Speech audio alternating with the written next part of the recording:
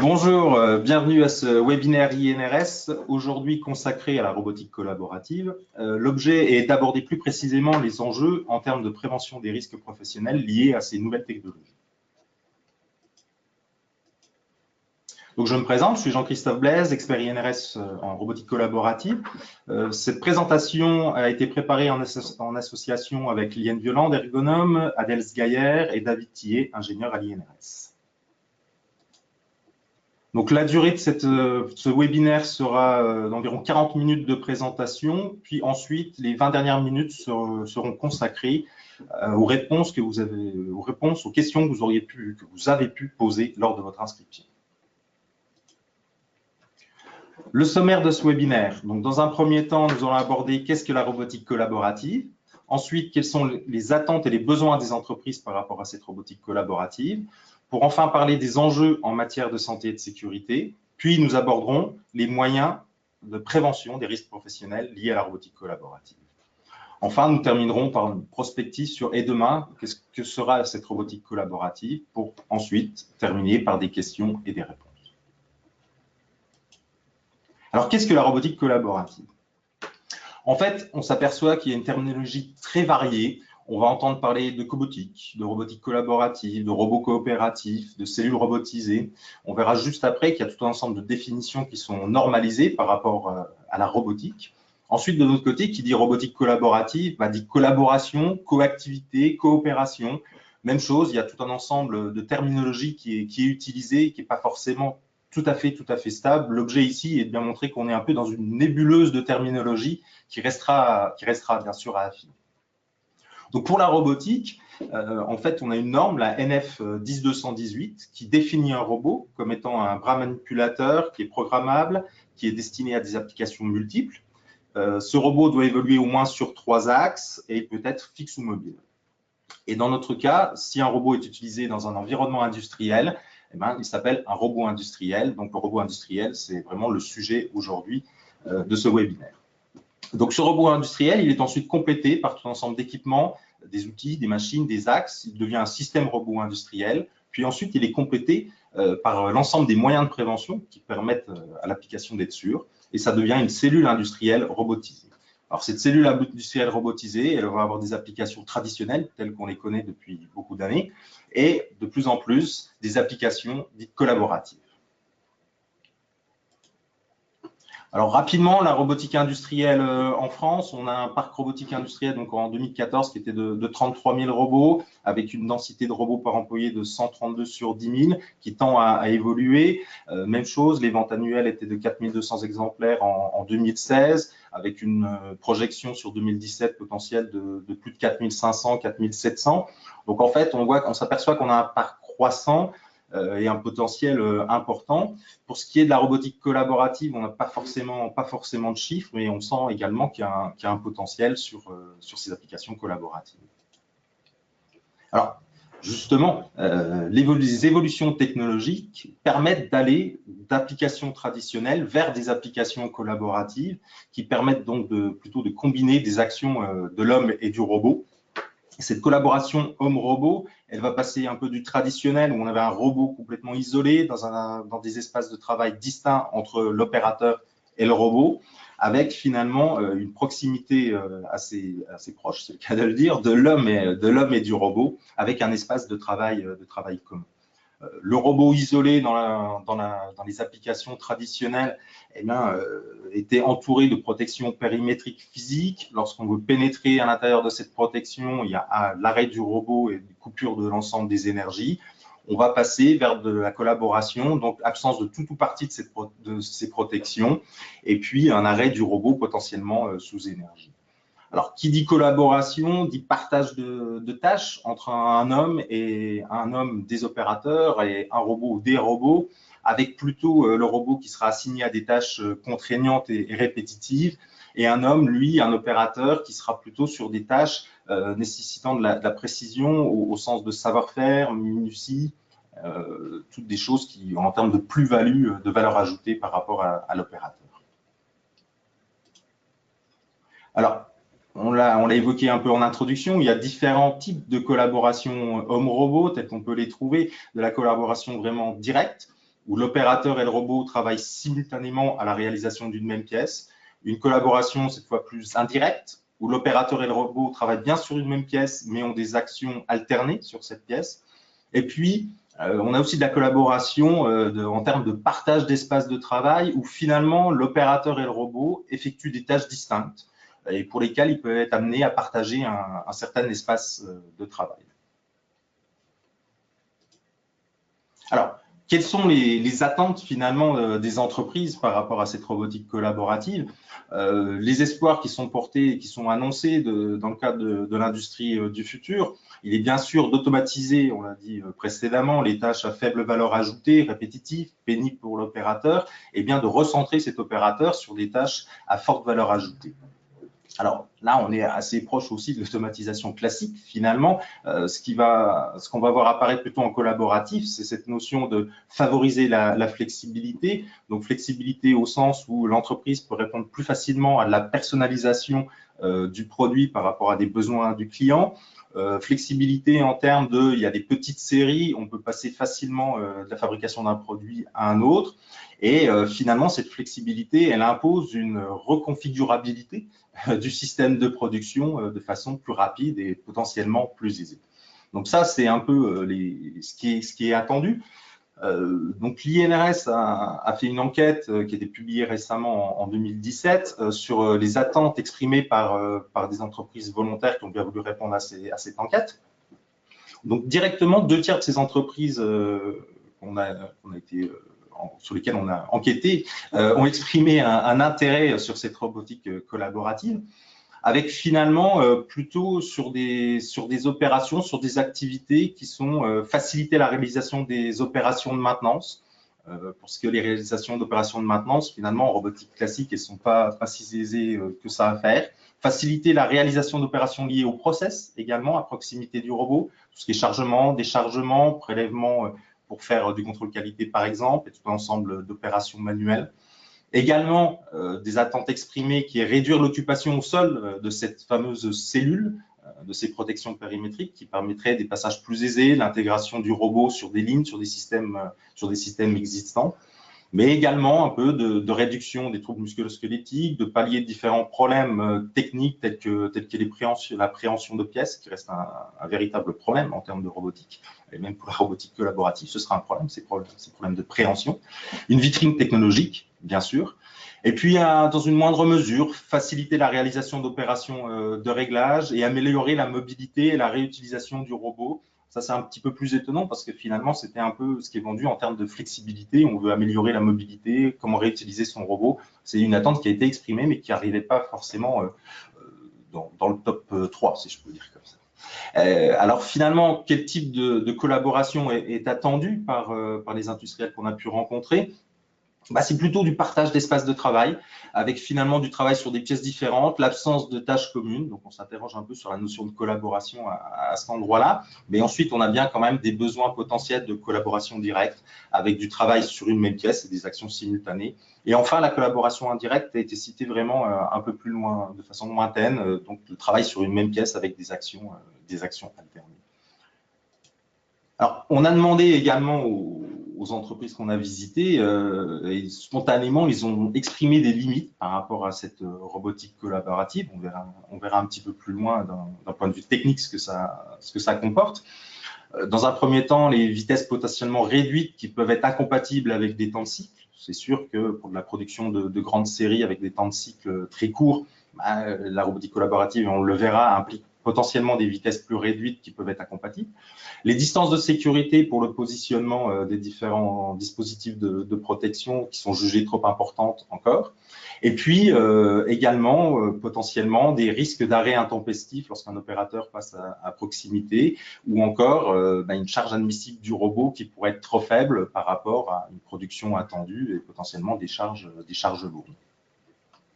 Donc ça, ce sont des limites qui ont été exprimées, et également, je dirais, les entreprises ont également identifié potentiellement des risques, et bien sûr, celui de choc, de collision entre l'opérateur et le robot, potentiellement aussi des risques psychosociaux, pour cet opérateur dans le cadre d'une application collaborative.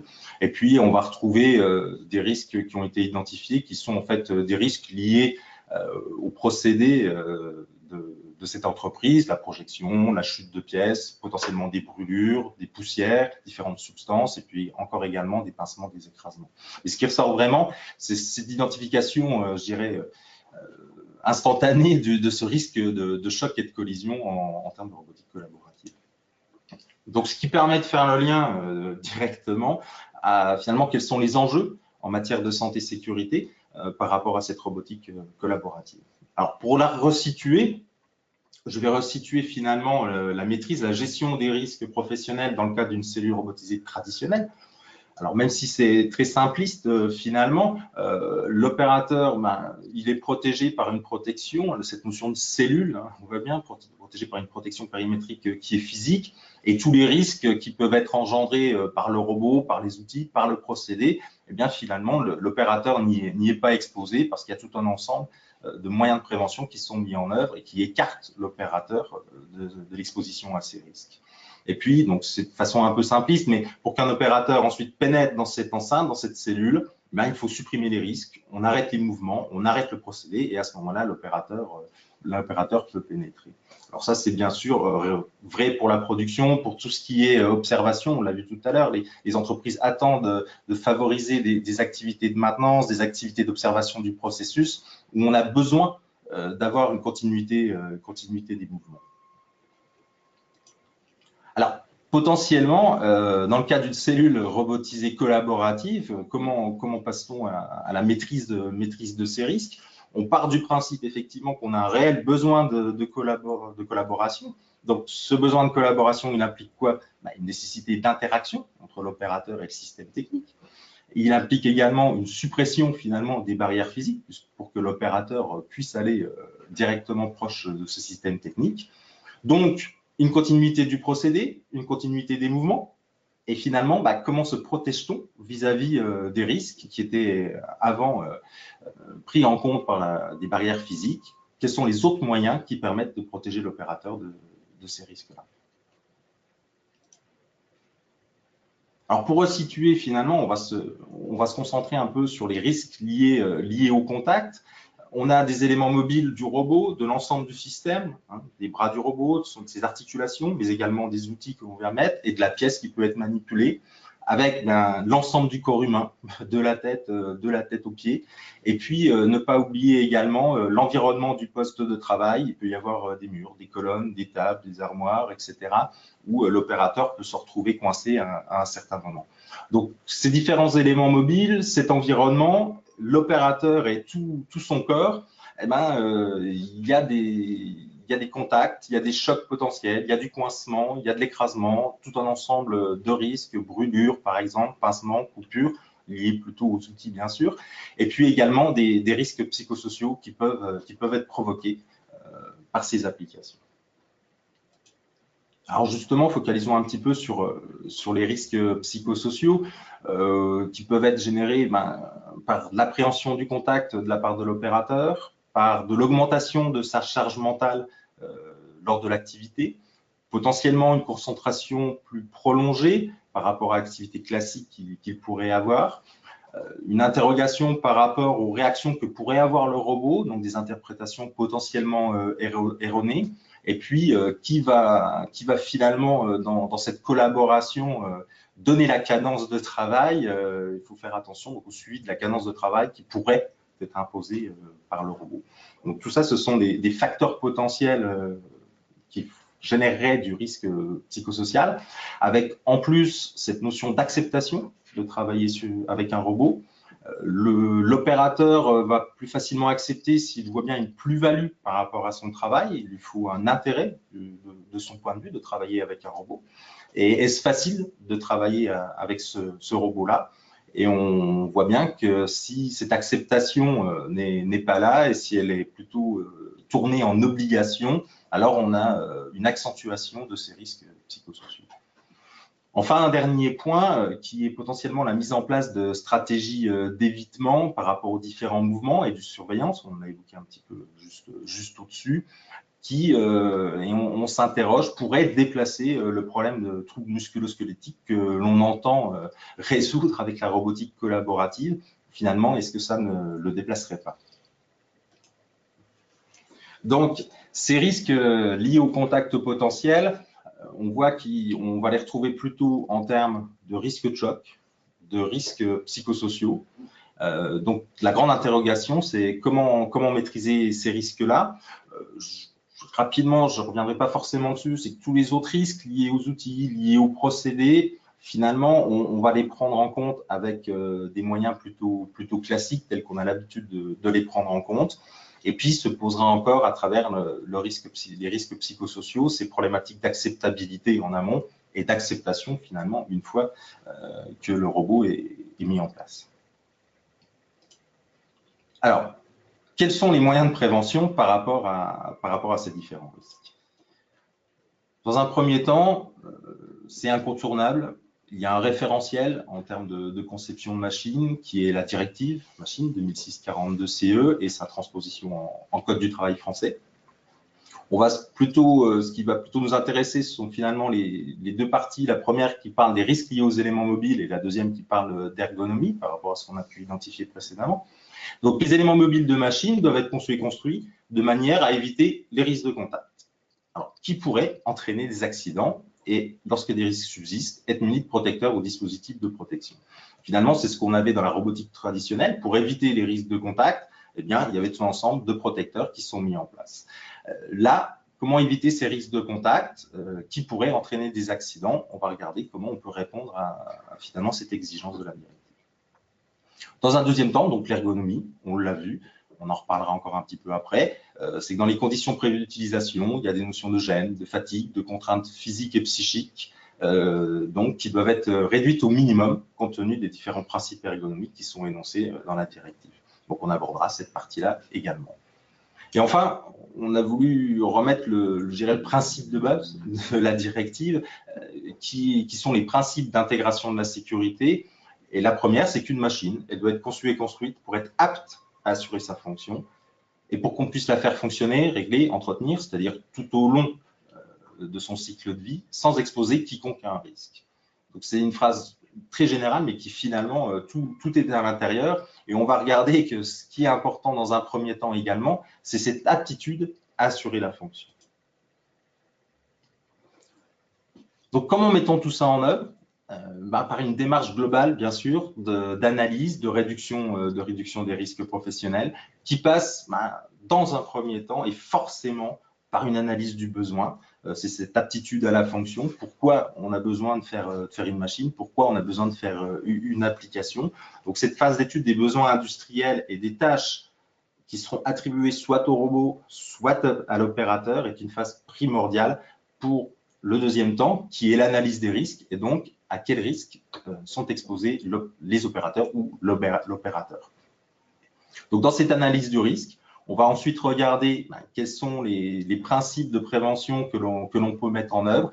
Est-ce que finalement, on a bien une adéquation, c'est toute la question, entre ce besoin, les risques auxquels on expose potentiellement des opérateurs et les solutions de prévention qu'on peut mettre en œuvre. Donc, bien sûr, c'est une démarche itérative à laquelle on doit forcément répondre dans cette analyse de risque. Donc, on revient à cette définition des besoins. Il n'y a rien de spécifique, je dirais, à passer par cette première phase dans la robotique collaborative. Pour toute machine, pour toute application, dans un premier temps, on s'intéresse bien à quel est le procédé et finalement, quand on fait ensuite l'analyse de risque, quels sont les risques générés par ce procédé. Mais on a bien vu que les réponses dans la robotique traditionnelle, c'est bon, je m'occuperai de ça un peu après parce que de toute façon, je sais que tout ça, ça va être dans une cellule, ça va être encagé, j'ai pas de souci. Non, là, on va être vraiment dans une collaboration homme-robot. Donc, quels sont les besoins spécifiques associés à cette collaboration? Ça, c'est vraiment quelque chose de très important parce que quand on aura défini ces besoins de collaboration, qu'on aura défini les interactions potentielles entre l'opérateur et donc les systèmes techniques, le robot, les outils, la pièce. Donc, toute la question, c'est en quoi, comment cette robotique collaborative permet-elle de répondre à ces besoins? Et bien sûr, tout en garantissant la santé-sécurité des opérateurs, ce qui est primordial. Alors, On va rentrer dans ce que proposent finalement ces nouvelles technologies. Quels sont les éléments de sécurité pour la collaboration qui sont proposés par ces nouvelles technologies. Ces nouvelles technologies, donc elles sont énoncées un peu, ces principes sont énoncés dans la norme dont je parlais tout à l'heure, la 10218, où dans la partie 1, on a tout un ensemble d'exigences de sécurité pour la conception du robot, et dans la partie 2, on a un ensemble d'éléments de sécurité qui sont présentés pour la mise en œuvre d'une cellule robotique collaborative. Ils sont au nombre de 4. Ces 4 éléments, ces 4 principes impliquent des fonctionnements particuliers qui permettent de respecter ces notions de santé et de sécurité par rapport au type de collaboration que l'on pourrait envisager. Donc le premier, l'arrêt nominal de sécurité contrôlé. Le deuxième, le guidage manuel. Le troisième, la vitesse, le contrôle en fait de la vitesse et des distances de séparation entre l'opérateur et le robot. Et le quatrième, qui est la limitation de la puissance et de la force du robot par commande ou par conception du robot. Donc on va détailler ces quatre principes, ces quatre éléments de sécurité. Le premier, qui reste finalement assez proche de la robotique traditionnelle, qui est l'arrêt nominal de sécurité contrôlée. Lorsqu'un opérateur se trouve dans un espace de travail collaboratif, sa présence est détectée par un ensemble de dispositifs de protection, qui peuvent être aussi bien dispositifs laser que des barrages immatériels ou encore d'autres. On voit ici sur les images qu'il reste un peu de protection périmétrique physique tout de même. Et lorsque l'opérateur se trouve dans cet espace, il y a un arrêt du robot. Un arrêt du robot, mais contrairement à la robotique classique où on avait un arrêt avec coupure des énergies, là il y a ce qu'on appelle un arrêt de catégorie 2, où cet arrêt est contrôlé avec l'alimentation des énergies qui restent, et on a finalement une surveillance d'immobilisation sûre du robot. Donc le robot intègre des fonctions de surveillance, des fonctions de sécurité qui permettent de faire une surveillance d'immobilisation sûre. Ensuite, lorsque l'opérateur quitte cet espace, on a une reprise du fonctionnement du robot lorsque l'opérateur quitte l'espace de travail collaboratif. Alors que précédemment, on avait lorsque l'opérateur quitte l'enceinte, quitte la cellule, il doit redémarrer le robot. Donc ce principe de fonctionnement est très proche tout de même de la robotique traditionnelle, mais il apporte vraiment un plus en termes de redémarrage et en termes d'échange et de pénétration dans l'espace de travail collaboratif. Le deuxième principe, qui est un principe un peu particulier, qui est le guidage manuel. Le robot est guidé manuellement par l'opérateur, donc il y a un contact permanent entre l'opérateur et le robot. Ce principe-là est surtout utilisé finalement en production pour de l'assistance physique ou en phase d'apprentissage pour apprendre au robot ces différentes trajectoires. Donc le robot, il est équipé d'un dispositif de validation. Donc le dispositif de validation, l'opérateur doit appuyer sur le dispositif qui valide le fait qu'il puisse être utilisé. Il doit fonctionner également à vitesse réduite, cette vitesse étant contrôlée. Et toujours tout de même, en cas de non-respect de ces vitesses contrôlées, il y a un arrêt de protection du robot. Donc, un des avantages de ce mode-là, il est effectivement en phase d'apprentissage. Il y a une souplesse pour apprendre les différentes trajectoires ou également une réelle assistance physique. C'est comme ça que ça peut être également utilisé où finalement l'opérateur guide le robot, mais c'est bien le robot qui tient la pièce et qui tient la charge. Le troisième élément, troisième principe, qui est le contrôle de la vitesse et des distances de séparation. Le robot évolue à une vitesse réduite également, alors réduite en fonction, et c'est ce qui est écrit juste après, d'une distance minimale de séparation entre l'opérateur et le robot.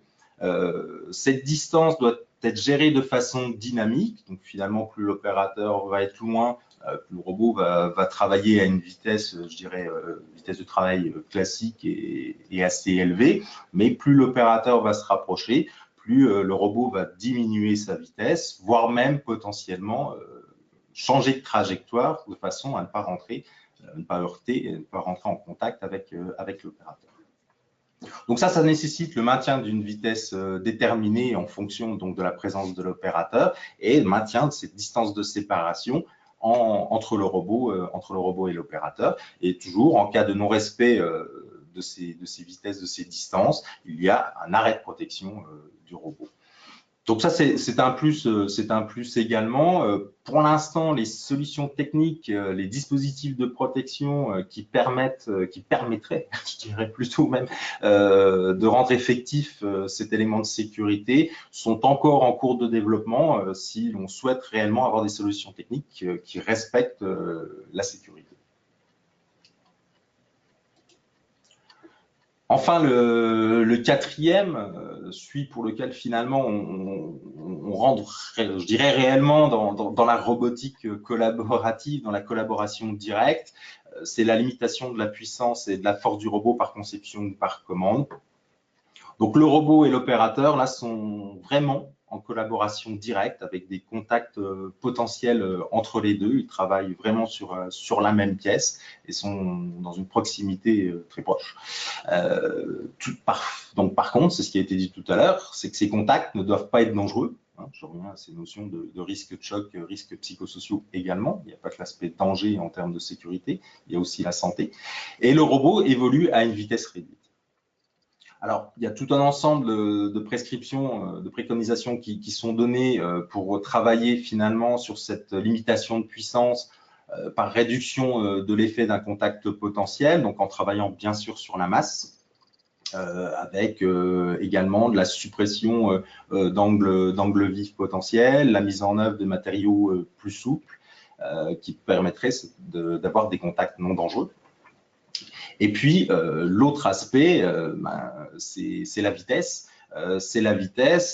Puisque la force et la puissance, finalement, sont transposées en vitesse. Et il y a une surveillance sûre de la force et de la puissance qui sont développées par le robot. Et encore une fois, donc, qui dit surveillance sûre, dit qu'il y a des valeurs qui sont déterminées et elles sont surveillées, ces valeurs-là sont surveillées. Et s'il y a un dépassement, on a un arrêt de protection qui doit être enclenché. Alors là, on rentre, je vous l'ai dit, au cœur de la robotique collaborative et on a parlé d'analyse du besoin, d'analyse du risque précédemment. L'analyse de risque là, est décisive sur la faisabilité ou non de mettre en œuvre ce principe de collaboration. Parce que là, il y a des contacts potentiels, ces contacts ne doivent pas être dangereux. Donc, en fonction de mon procédé, en fonction de ce que j'ai à faire, est-ce que je suis sûr que je peux mettre en œuvre ce principe de collaboration? Enfin, on renvoie à une spécification technique de l'ISO, la 15066, qui permet de déterminer quelles sont les valeurs limites qui permettent justement donc, de réduire ces effets et d'avoir des forces et des puissances en concordance avec l'application que l'on veut mettre en œuvre. Donc là, on a vu finalement toutes les solutions technologiques qui permettent de mettre en œuvre de la robotique collaborative et que l'on doit bien sûr respecter. À travers cette mise en place d'applications robotiques collaboratives, il y a bien sûr la prévention des risques liés au changement, notamment changement puisque nouvelles technologies, donc on l'a abordé un petit peu tout à l'heure. Donc bien sûr, ça doit être fait en amont du déploiement. Dès qu'on pense à mettre en place une application robotique collaborative, il faut intégrer les opérateurs le plus en amont possible de cette démarche, recueillir les différents éléments relatifs aux résistances potentielles, aux questions que se posent les opérateurs, leur expliquer le choix de cette nouvelle technologie et donc anticiper, discuter les modifications de la tâche, de l'activité, s'il y a vraiment une modification par rapport à leur travail habituel. Et donc, intégrer dans la réflexion ensuite une période de familiarisation, d'apprentissage avec ces utilisateurs. Et puis, comme pour toute application aussi, il faudra prévoir une formation spécifique à l'utilisation de ces technologies-là. Donc ça, c'est en amont. Et une fois que l'application est déployée en situation d'utilisation, il faut suivre l'activité des opérateurs, suivre les différents risques qui pourraient être générés, donc liés aux transformations de l'activité. Donc risque transformation de l'activité, aussi bien risque en termes mental, cognitif, on l'a dit tout à l'heure, psychosocial, que physique, avec potentiellement le déplacement de troubles musculo-squelettiques. Donc en synthèse, je reviens à ce qui a été dit, la mise en œuvre d'une application collaborative, elle doit réellement être précédée par une analyse du besoin et donc par l'intégration des opérateurs, je dirais encore plus que pour les autres applications. L'analyse du risque est toujours fondamentale, je vous l'accorde, mais ici, on voit bien qu'il faudra se focaliser aussi sur ces risques spécifiques liés au contact potentiel, dans lesquels donc, on parle de sécurité, mais il faut penser santé au travail également avec l'ensemble des contraintes ergonomiques. Et puis donc, là, je reboucle finalement sur la première démarche que j'avais présentée, c'est que tout ça doit bien être en adéquation et que donc les éléments de sécurité qui sont proposés, qui sont disponibles, une fois qu'ils sont mis en œuvre, ils répondent bien aux besoins fonctionnels par rapport aux procédés que l'on veut mettre en œuvre, tout en garantissant la santé et sécurité des opérateurs. Alors, et demain, quid de la robotique collaborative? Alors, je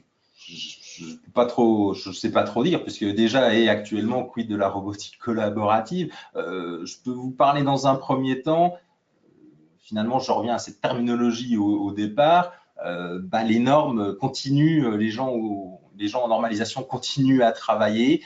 On voit qu'il faut encore, comment dirais-je, il faut encore solidifier les différentes notions qui sont utilisées. Ça reste des problématiques dans plein de domaines, mais les problématiques polysémiques, quand on utilise un même mot avec des sens différents, c'est un peu compliqué. Donc, on va faire évoluer la notion de robot collaboratif. J'en ai parlé rapidement. Un robot collaboratif, c'est plutôt un robot qui est apte à être utilisé pour une application collaborative, donc apte à la collaboration, puisqu'il est, on l'a évoqué, muni de différentes fonctions de sécurité qui sont spécifiques à cette application collaborative. Donc ça, c'est plutôt pour la première partie, la norme robot. La deuxième, donc sur ces applications collaboratives, il y a encore de l'évolution. Donc les normes sont encore en évolution, avec, et on l'a dit également, ces notions de collaboration, mieux les définir. Quand est-ce qu'on parle d'espace de travail collaboratif? Quand est-ce qu'on parle de tâches de collaboration? Qu'est-ce qu'une application collaborative? Et puis ces fameux éléments de sécurité. Donc pour la robotique collaborative, là, on a surtout parlé finalement de robotique fixe. On voit de plus en plus le potentiel de la robotique mobile. C'est ce qui m'amène donc dans ce deuxième transparent pour et demain. Je l'ai évoqué, ces notions de flexibilité, d'agilité impliquent nécessité de mobilité, de reconfigurabilité. Donc on voit apparaître d'ores et déjà des solutions intégrées de certains fabricants, ou plus simplement, entre guillemets, des solutions qui sont intégrées. Donc, il y a des fabricants de plateformes mobiles sur lesquelles on peut venir intégrer un bras manipulateur, donc un robot. Donc, potentiellement avec des constructeurs différents, en solution intégrée avec le même constructeur ou en solution à intégrer avec différents constructeurs. Donc voilà, globalement, ce qu'on voulait vous présenter par rapport à cette robotique collaborative, les différents éléments et quels sont un peu ces enjeux en termes de prévention des risques professionnels. Donc maintenant, je vais passer à un autre exercice qui est finalement de tenter de répondre aux différentes questions que vous avez pu poser en vous inscrivant au webinaire. Donc, il y a eu tout un ensemble de questions. On a essayé de les synthétiser de façon à donner plutôt des grandes familles de réponses. La première question, elle est d'ordre un peu réglementaire et normatif, on l'a évoqué, mais c'est quel est le contexte réglementaire et normatif de cette robotique collaborative? Alors donc oui, on l'a évoqué, les robots industriels relèvent bien de la directive machine 2006/42 CE. Donc en conception doivent être appliquées les exigences essentielles de santé et de sécurité relatives à la conception et à la construction des machines. C'est le cadre réglementaire. Ensuite, comme pour quelques machines, j'allais dire beaucoup, quelques machines. Il y a tout un ensemble de normes qui permettent de donner des solutions un peu techniques pour répondre à ces exigences essentielles. Donc, c'est la 10218-1 pour la partie robot et la 10218 oui, pardon, -2 pour la partie intégration de ces robots, donc soit en traditionnel, soit en collaboratif. Et puis, je l'ai évoqué tout à l'heure. Donc, vous voyez les termes, là, on va parler de coopératif, puisque c'est le titre de la norme. La 15066, elle donne des spécifications techniques un peu spécifiques pour les robots coopératifs, donc collaboratifs, aptes à la collaboration dans les futures versions. Donc, dit autrement, ou repris schématiquement par rapport à l'ensemble de ma cellule industrielle robotisée, donc on a toujours notre directive 2006-42, la norme 10218-1 pour les robots industriels. Ces robots industriels peuvent être vendus sans outils et donc sans mesure de prévention par rapport à une application donnée, puisqu'ils n'ont pas d'application donnée. Donc à ce titre-là, et j'y reviendrai un peu dans un slide suivant, ce sont des quasi-machines. Donc lorsqu'on rajoute des outils, ça devient un système robot industriel. Et cette fois-ci, il faut l'équiper, il faut prendre les différentes mesures de prévention afin que ça devienne une réelle cellule avec une application donnée.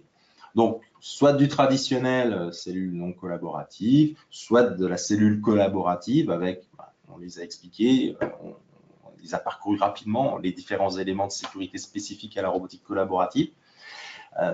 Donc là, à ce moment-là, on a bien affaire à une machine. On va se référer également à tout un ensemble de normes, donc la -2, je l'ai dit, mais également, je dirais, à la norme de référence en termes de sécurité des machines, qui est l'ISO 1200. Et donc, ce qu'il faudra bien voir, c'est qu'on va avoir finalement une conformité du robot industriel par rapport à la 2006-42 en termes de quasi-machine, qui est différente d'une conformité de l'ensemble de la cellule industrielle robotisée. Alors, une deuxième question qui est toujours finalement dans ces notions réglementaires, quelles sont les obligations, donc là on sent la notion réglementaire dans obligation, des différents acteurs. Pour répondre à cette question-là, finalement, je vais chercher directement un slide de la Direction Générale du Travail et je vous renverrai au guide qui a été élaboré sous l'impulsion de la Direction Générale du Travail, auquel bien sûr on a participé, mais plein d'autres acteurs, où on va distinguer effectivement donc les fabricants de robots. Donc j'en ai parlé. Si le robot est une quasi-machine, puisqu'il est vendu finalement pour tout un ensemble d'applications qui ne sont pas préalablement définies, en tout cas qui ne sont pas définies par le fabricant du robot, c'est une quasi-machine. Par contre, le fabricant de cette quasi-machine doit faire une déclaration d'incorporation, doit donner une notice d'assemblage qui contient toutes les conditions d'incorporation de cette machine, de cette quasi-machine-là dans l'ensemble. Et il doit donc donner les informations utiles sur les fonctionnalités liées à la sécurité qui est intégrée. Alors, potentiellement, le fabricant de robots peut délivrer directement une machine s'il équipe son robot d'outils et qu'il lui donne une application bien définie. Et cette fois-ci, on est classiquement dans les obligations des fabricants de machines, donc avec la déclaration de conformité, notice d'instruction, dossier technique, marquage CE, etc. Le deuxième aspect, cette fois-ci, là, on va vers la notion d'intégrateur du système robotisé à l'état neuf. Donc, comme vous pouvez le voir dans ce slide, il est considéré d'un point de vue réglementaire comme un fabricant.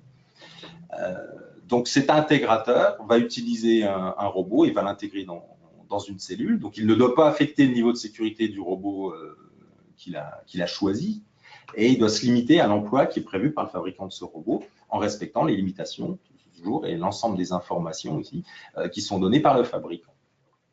Si jamais il souhaite modifier le robot, il doit veiller à évaluer les incidences de cette modification sur la sécurité du robot. Ensuite, pour faire son système et pour faire l'ensemble de sa cellule robotisée, il doit faire l'évaluation des risques, parce que s'il ajoute des outils, s'il ajoute des machines, il faut regarder l'environnement, donc quels sont les différents risques liés à ces ajouts. et faire, comme pour une machine, une déclaration de conformité avec la notice d'instruction, le dossier technique et le marquage CE de l'ensemble de ce qui est appelé finalement dans le guide une application collaborative robotisée. Alors, juste rapidement, par rapport à ce guide-là, il y a une annexe sur l'ensemble, la responsabilité des acteurs économiques pour la robotique, pour les applications collaboratives robotisées et les différentes informations qui sont à transmettre.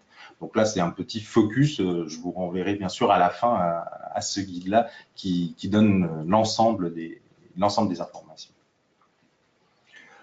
Une autre question qu'on entend, c'est finalement un robot sûr. Un robot peut-il être sûr ou est-ce qu'on achète un robot sûr? Un robot, il était conçu, on l'a vu tout à l'heure, par le fabricant pour prendre en compte les risques qu'il peut générer lui-même, mais en dehors de toute application.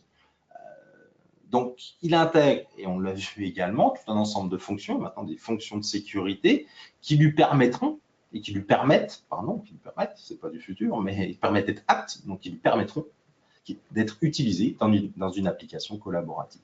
Et ensuite, finalement, c'est une fois ce robot plus les outils, plus la réflexion du procédé avec quelles sont les pièces qui sont manipulées, tout ça lié à l'application, tous ces nouveaux éléments génèrent des risques qui ne sont pas du tout pris en compte à la conception du robot, mais qui devront bien être pris en compte à la conception de l'application.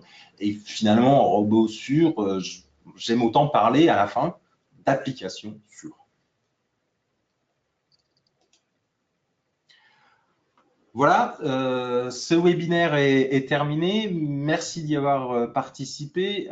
Pour information, donc une foire aux questions, j'allais dire en anglais, c'est pas bien, un FAQ sera établi suite à ce webinaire par rapport à peut-être d'autres questions qu'on n'a pas abordées ici. Vous avez posé d'autres questions, mais qui finalement ont été abordées lors de la présentation. Pour information également, ce webinaire sera disponible alors je vais utiliser de l'anglais, tant pis, en replay, en ligne ensuite via la chaîne YouTube d'INRS. Et donc, pour en savoir plus, je vous renvoie également vers le site web d'INRS et le dossier spécifique robotique collaborative. Et aussi, parce que c'est un élément important aussi, le guide de prévention pour la mise en œuvre d'applications collaboratives robotisées de la DGT.